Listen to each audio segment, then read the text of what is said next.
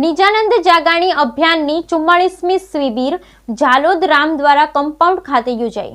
જાગાણી રત્ન સરકારની 100મી જન્મજયંતિ 1925 થી 2025 100ની વિના ઉપલક્ષમાં તથા નિજાનંદ જાગાણી અભિયાન 44મી શિબિર રામ દ્વારા કમ્પાઉન્ડ ખાતે તારીખ 28/11/1995 થી 2/12/1995 સુધી યોજાયેલ।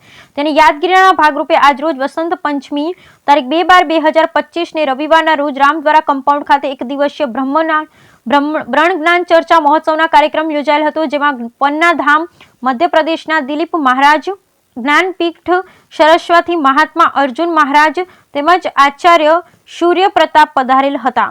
રામ દ્વારા કમ્પાઉન્ડના મહંત દર્શનના રામજી શાસ્ત્રીના સાનિધ્યમાં ઝાલોદનગર તથા આજુબાજુના સાનિધ્યમાં ઝાલોદનગર તથા આજુબાજુ વિસ્તારમાંથી અંદાજિત 400ની સંખ્યામાં ભક્તો ઉપસ્થિત રહી અમૃતવાણીનું રસપાન કર્યું।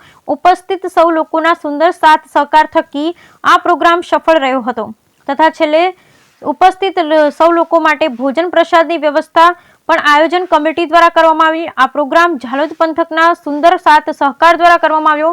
ઝાલોદનગરમાં યોજાયેલ આ 44મી શિબિરને સૌ લોકોએ આવકાર આપી તેની સુંદર યાદગીરીના સ્મરણ કરતા જોવા મળેલ।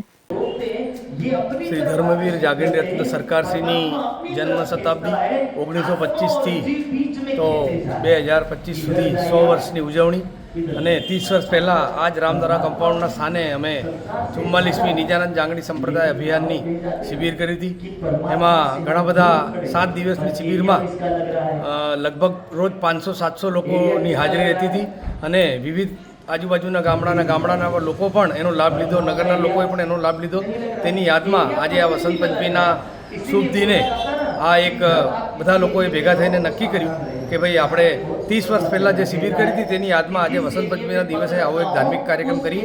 તો આજના આ કાર્યક્રમમાં જ્ઞાનપીઠ સરસાવાથી શ્રી અર્જુન મહારાજ, શ્રી સૂર્યપ્રતાપજી મહારાજ અને પન્નાજીથી પધારેલા શ્રી દિલીપજી મહારાજ હાજર છે અને આજુબાજુના 10-15 ગામડાના સુંદર સાથ પ્રણામી સંપ્રદાયના એ લોકો પણ હાજર છે।